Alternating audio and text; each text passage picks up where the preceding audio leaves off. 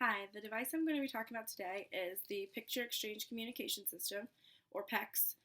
This is just one example. It's actually one that one of my clients is currently using.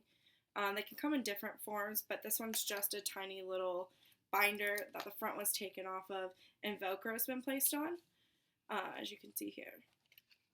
So the pages are on here. They can be organized in different ways. This one is not too organized just because there's not as many choices currently this child has. So you can see this one's mainly all foods, and then it goes to like activities and things that he can ask for, things of that nature. So with the PECS system, it's really good for a lot of individuals that are nonverbal because it is cheap. Like I said, it's just a binder, and then you can go online and you can make the PECs using different applications. Symbol Sticks is one of the websites you can use, or a lot of times I like to use real pictures just because I have early learners, so sometimes their generalizations aren't as good. So you can see like Enrique Iglesias, or there's like an actual picture of the blocks that we use, things like that, and they can be spread out more and organized differently, just depending. As you can see, some of the pictures are just clip art, and they do have the words on them as well. So the individuals, if they can read, very good. They can read through it, find things that they want. Otherwise, if they're not able to read, they can just use the pictures. But the way that this works is someone who knows how to use the PECs, has made it through the 6 different phases, then they can take it. They'll take their little I want or whatever picture they might have. So this one's just the I want because this is used more for accessing items that they want or need. So they do that and they take it and they put it on what we call the I want strip.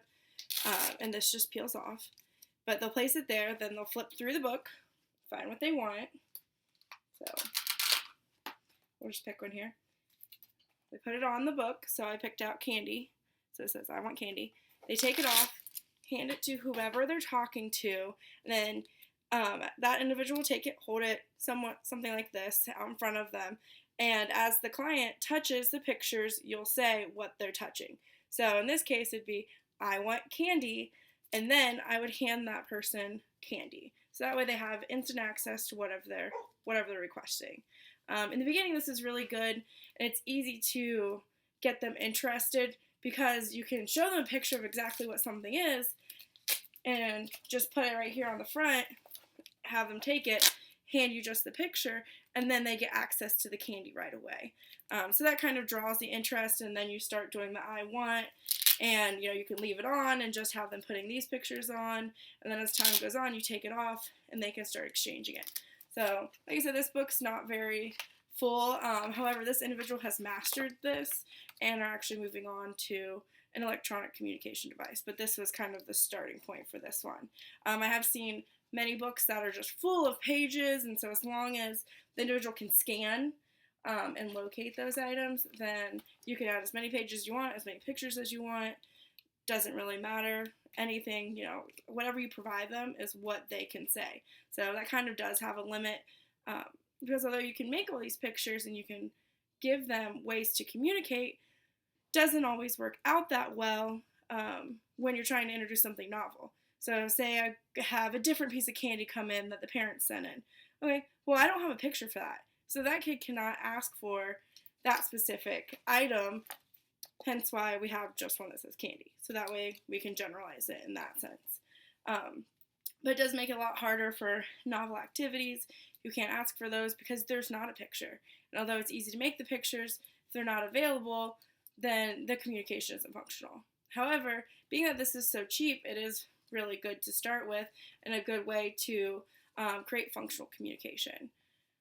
PECS is also great because the individuals obviously have the instant access to what they want.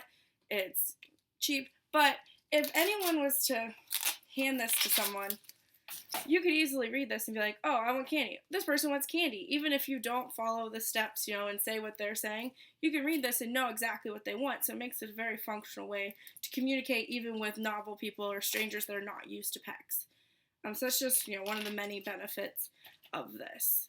I personally really like PECS and have worked with a lot of different nonverbal kiddos that have used it, or at least started off with it, and so I think it's one of those that will definitely stick around.